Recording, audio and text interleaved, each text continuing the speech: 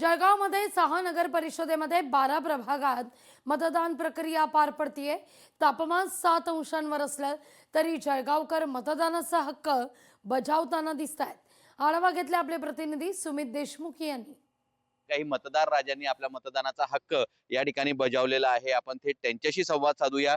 दादा, काय सांगणार, या ठिकाणी तुम्ही आज मतदानाचा हक्क या ठिकाणी बजावलेला आहे, जे कोणी उमेदवार निवडून येणार आहेत त्यांच्याकडनं तुम्हाला काय अपेक्षा आहे? आणि आम्हाला अपेक्षा हीच आहे की आम्हाला पाणी म्हणजे मिळालं पाहिजे।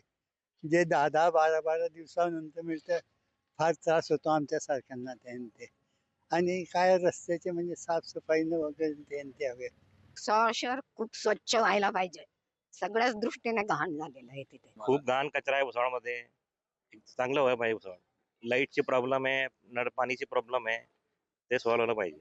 साफसफाई म्हणजे घरासमोर जे कचरा राहतो ते आपण साफसफाई म्हणतात, तेच पाहिजे आपल्याला। नाही, सर्व व्यवस्था व्यवस्थित व्हायला पाहिजे। आणि मी आज मतदान केलं आहे, जागरूक मतदान केलं आहे। आणि कसं आहे ना, पाणीचा प्रॉब्लेम जास्ती आहे या म्हणजे भुसावळकडे।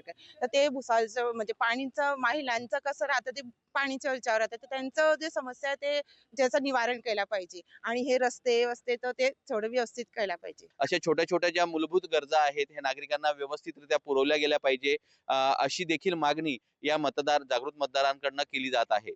सुमित देशमुख, लोकशाही मराठी, जळगाव। लोकशाही मराठी ऐका, पहा, जागरूक रहा।